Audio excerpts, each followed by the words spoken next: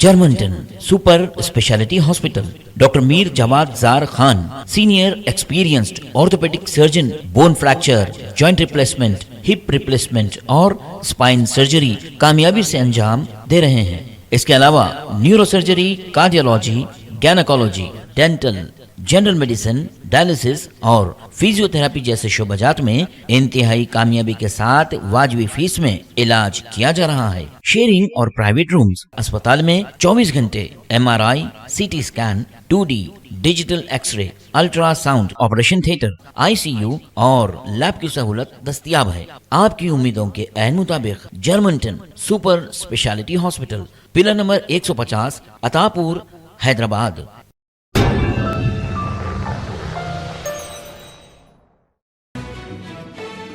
مرکزی رویت ہلال کمیٹی نے ماہ رمضان المبارک کا چاند نظر آنے کی اطلاع دی ہے۔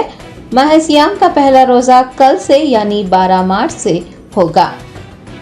مرکزی رویت ہلال کمیٹی صدر مجلس علماء دکن کا ماہانہ اجلاس بضمن رویت ہلال ماہ رمضان المبارک 11 مارچ شام 6 بجے حسینی بلڈنگ معظم جاہی مارکیٹ میں منعقد ہوا۔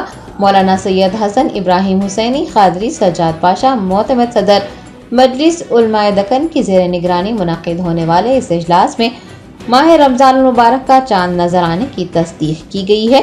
ماہ سیام کا پہلا روزہ کل سے یعنی منگل سے رکھا جائے گا۔